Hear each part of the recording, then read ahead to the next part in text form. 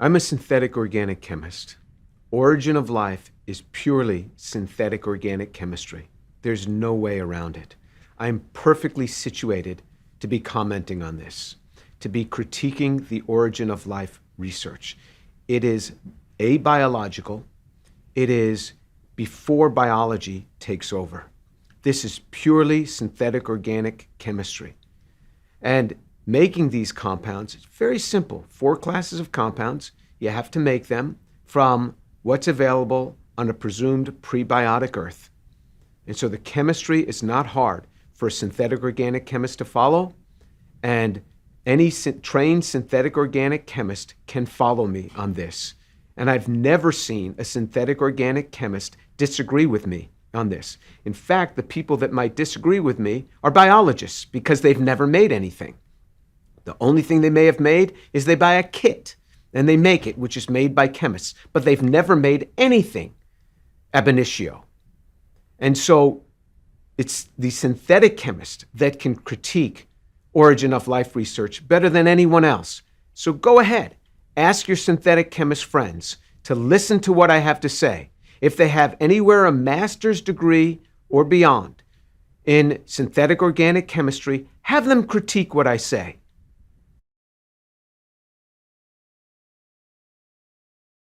We do not know how to build even a simple bacterium.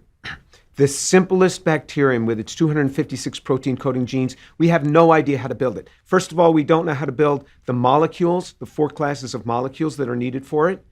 We don't know how to, even if we had those 4 classes of molecules, assemble them even into the simplest of bacteriums. We don't know how to do that. One can do that with the technologies we have today. We can make technologies, but we can't even make the simplest bacterium.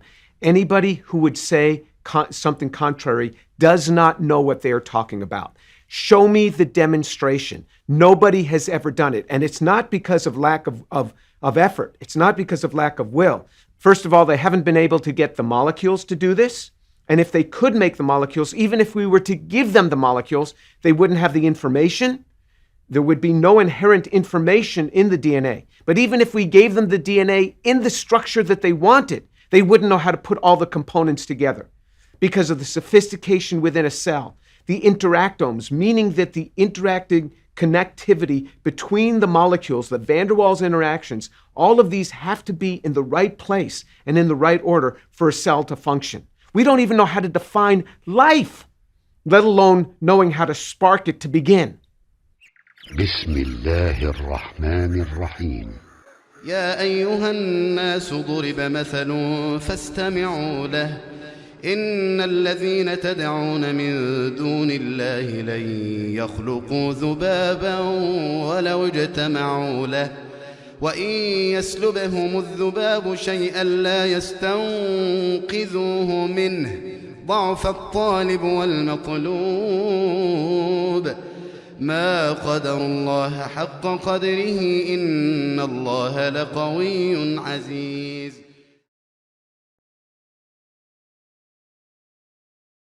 When one looks at a typical textbook, one will see some prehistoric pond and molecules, and those molecules coming together and forming a cell, and those cells coming together and some slithering creature coming out of this pond. That is fallacious. There is no truth in that. We don't even know how to make the molecules. We are lost on how to do this. We can't even make the basic building blocks. But even if we could, from prebiotic type environment to make these, with all the intellect that we put into this, even if we could make them, we have no idea how to assemble them. You say, well, we can make the liposome, the cell membrane. We cannot. There's over 40,000 lipids have been identified in cell membranes. You want to take some simple ones? It's not just individual lipid membranes. You have to have the inside and the outside of the membrane have to be different. You have to have this huge array of proteins, that transmembrane proteins, and you have to have carbohydrates on the surface as identifiers. Even in the simplest bacterium, we have no idea how to put the structure together. It's not there. So not only do we not know how to make the basic components, we do not know how to build the structure even if we were given the basic components. So the Gedanken experiment is this: even if I gave you all the components, even if I gave you all the amino acids, all the protein structures from those amino acids that you wanted, all the lipids in the purity that you wanted, the DNA, the RNA, even in the sequence that you wanted. So I'm even giving you the code. And so now I say, and all the nucleic acids. Can you now assemble a cell here in your individual bodies, not in your individual laboratories, not in a prebiotic cesspool, but in your nice laboratory? And the answer is a resounding no. And if anybody claims otherwise, they do not know this area.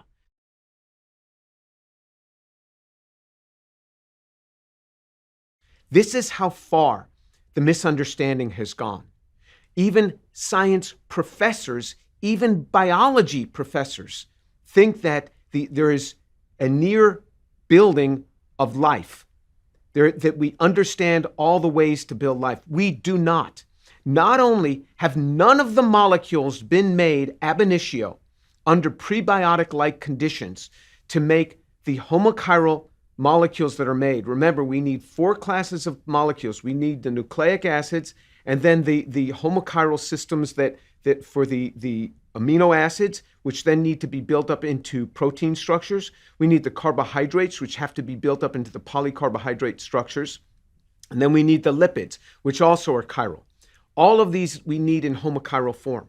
We don't know how to do this in any prebiotic type scenario at all. These have not been made. And then to assemble these into a cell, it's never been done. So there's a gross misunderstanding. And this misunderstanding has come because of the projections of those who work in the area of origin of life. They do one little thing and then they extrapolate it, and then they work with the press to ramp it up even more, and they project as if they really know it. And so the layperson reads this and says, you see, scientists understand. And then it's not just the layperson. Scientists think that other scientists understand all of this, but they do not. There's a great negative outcome of this beyond just leading the audience, leading the general public astray. What happens ultimately is you end up with 100 million people in the United States that no longer believe this. And then you have the scientific elite saying, why is there 100 million people that don't buy into this? And that distrust will go beyond just that particular topic. It will extend into other topics. And so it yields a distrust of science.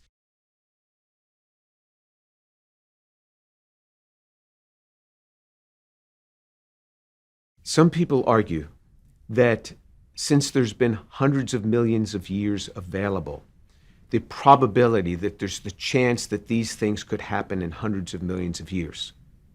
But that's not true. Time actually can be an enemy when it comes to organic synthesis. Prebiotic synthesis is before biology. So one has to make chemicals. Many of the chemicals that need to be made for life are kinetic products, meaning that they're not the most thermodynamically stable form. For example, carbohydrates, which is the main class of compounds. These are the units that hook together DNA.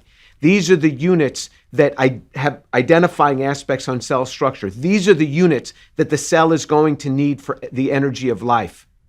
Carbohydrates are kinetic products, meaning that if they should form, they would decompose. They decompose over time. And relatively short amounts of time, they decompose. The very reactions that make them, unless somebody is there to pull them out, to fish them out, to stop the process and to put them in a bottle under inert conditions in a freezer. And not just one, there's many, many different types you have to do this. They end up going through a process of what's referred to as caramelization, meaning that they polymerize. They polymerize. The very aldol reactions that were used to make them just continue. And you get polyaldols, you get polycondensation reactions, and they caramelize. Or they undergo, with formaldehyde, which is a presumed prebiotic chemical, they undergo rapid Cannizzaro reactions. So the aldehyde is oxidized to formic acid, and this nice carbohydrate that you made has just been reduced. So the aldehyde from the carbohydrate has gone back to an alcohol. So there's competing reactions. So time does not solve the issue. The other problem is if you had 400 million years to get to a certain point in a synthesis of a particular class of compounds, now you run out of material. Anytime you do synthesis, you run out of material, even when you've optimized the yields, and you got to go back to the beginning. Well, say it took you 400 million years to get to a certain point on a synthesis. Now you have to go back and make more. But how do you go back and make more? Because nature never kept a laboratory notebook. Doesn't know how to go back. Never kept a record. So even if it could make more, it doesn't know how to. So it's got to start all over again somehow. But it doesn't know how to start over again. Doesn't know why to start over again because it doesn't know what it's going toward. So if you look at it, people have been trying for a long time. If we just take Miller-Urey as the first example, where Miller and Urey took some basic chemicals that are presumed on a prebiotic Earth, hydrogen cyanide, formaldehyde, and CO2, and they put those across a high voltage, simulating lightning, you can get some racemic amino acids out of those. But those racemic amino acids were racemic. Okay, that was in 1952. That was 2/3 of a century ago. What has happened in 2/3 of a century since Miller-Urey in other fields? Well, we've had human space flight.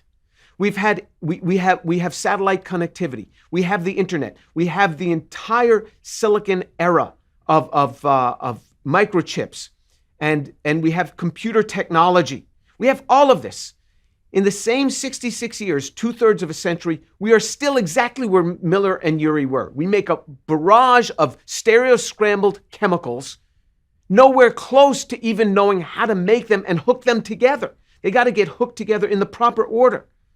We are clueless on this, clueless, because time doesn't solve this. Even with all our ingenuity, time is not going to solve the problem. You let these chemicals that have been made, you let them sit around, even for months, and you can look even in the origin of life researchers themselves. When they've let these go for weeks, they show the degradation of these in a period of weeks. Weeks is the twinkling of an eye when it comes to prebiotic timescales. The chemicals decompose. The environment for the chemicals, environment rich in ammonia, is going to turn carbonyls into imines. These are going to cause further destruction.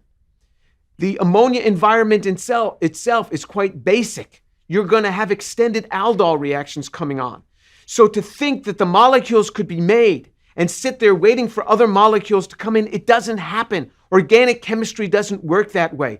Any student that is lazy enough to set up reactions and like to go home for the weekend without working them up pays the price for that, with a depressed yield generally.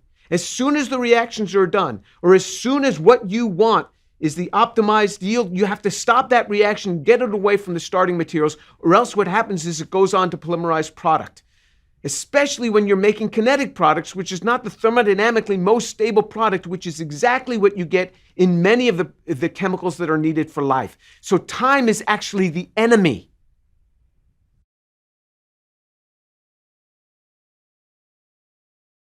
There have been many people that have tried in origin of life research to make the chemical building blocks for life.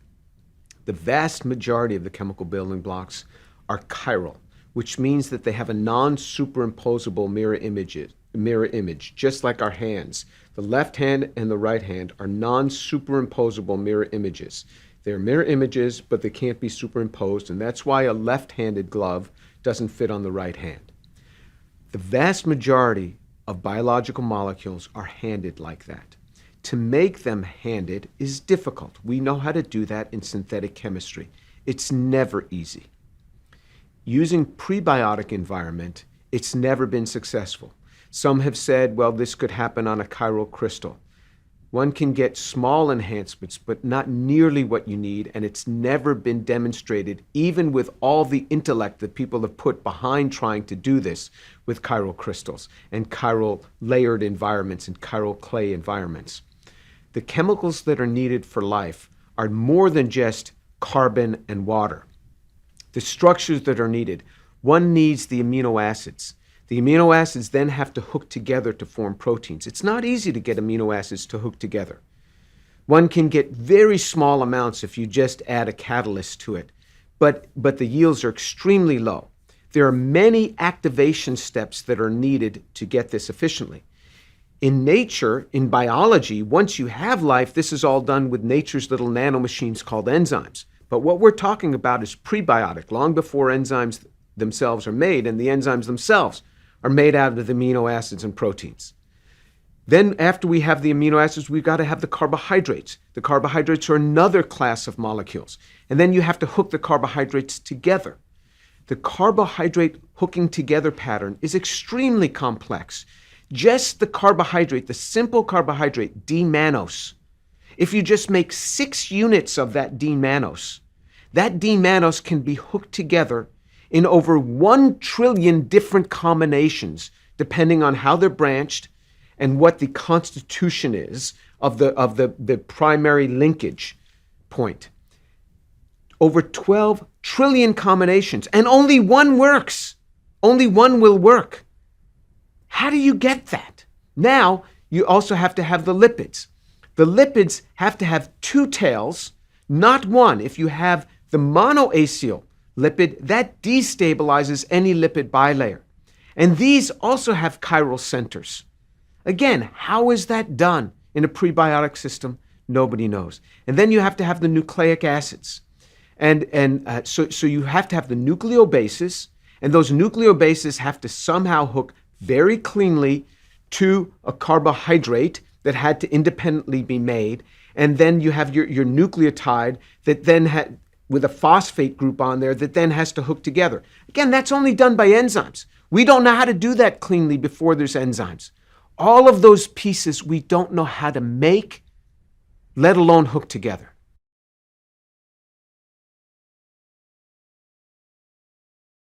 Some might suggest that there are certain laws that we don't yet know, undefined laws, that would dictate the origin of first life. It's very hard to comment on something that we don't know anything about. However, one would have to have law upon law upon law upon law, one after another, to make the requisite molecules needed for life, and then to have those requisite molecules assembled. Because even if one had the molecules, which is very hard to do, how do you do the assembly? We don't know how to do that. Now, if there's some law to do this, remember, just the interactome, just the protein-protein interactions within a single yeast cell, the 3,000 proteins, it's 10 to the 79 billion power on the possible combinations of just the interactome. How do you get those to order? Of course, there is a large cascade of arrays that can get these to order, but that always has life spawning life. We don't dehydrate cells and get them to work together again. Cells will split and pass that information along to other cells. We don't know how to spark these things. And it can't happen from a single unknown law. You'd have to have unknown law upon unknown law upon unknown law. It takes a lot of faith to do that. I'm not sure I have that level of faith, but if they do, good for them.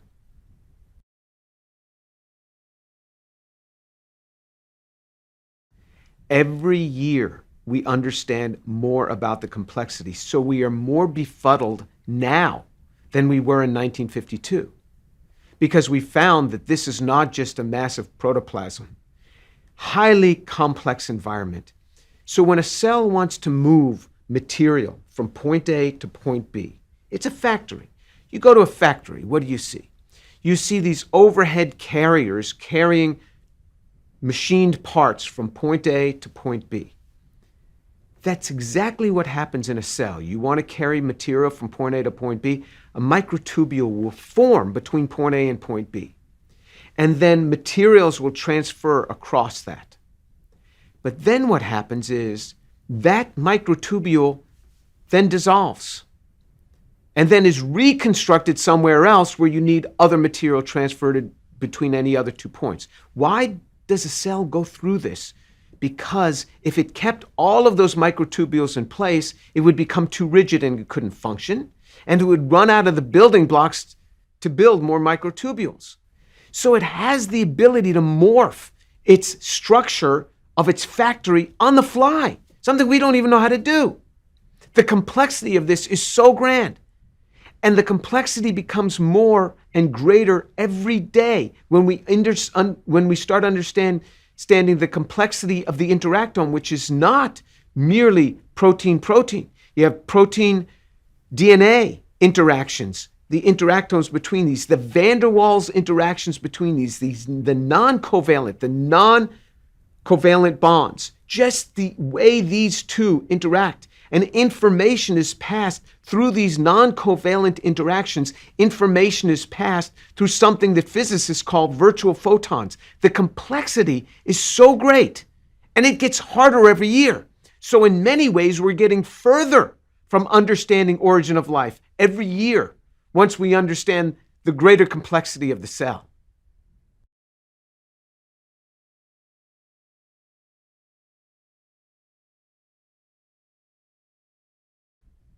So if one wants to use a probability argument to say that there must be billions of inhabitable planets in our universe, or even going with string theory and suggesting that there are multiverses, so there's lots of universes like ours that go beyond even our universe, the numbers are still difficult. So remember, just the protein interactions in a single yeast cell are 10 to the 79 billion combinations. The number of elemental particles in the universe is 10 to the 90. We got 10 to the 90 elemental particles in our universe, let alone planets. Particles in our universe the estimate is 10 to the 90. I'm talking, so that's a 1 with 90 zeros after it. Just the interactome combinations of just protein-protein in a single yeast cell is 10 to the 79 billion. That's a 1, not with 90 zeros, but a 1 with 79 billion zeros after it. These are the types of numbers we're talking about. It's hard to fathom. Then in addition to just those 3,000 proteins that are there in that single yeast cell, you still need all the DNA, all the RNA. You need to have all the carbohydrates. Remember, the carbohydrates have all their own definition order by the way they're hooked up. Remember, just D-mannose, you can put more information in the carbohydrates that are on a cell surface than you store in DNA and RNA combined. And that information has to come from an original DNA template plus a series of other enzyme cascades. All of this is in that cell in addition to those interactomes. It's very complex. Origin of life is a complex problem, and it's hard to throw this at the feet of just large numbers. سنريهم آياتنا في الآفاق وفي أنفسهم سنريهم آياتنا في الآفاق وفي أنفسهم حتى يتبين لهم أنه الحق أولم يكف بربك أنه على كل شيء شهيد ألا إنهم في مرية من لقاء ربهم ألا إنه بكل شيء محيط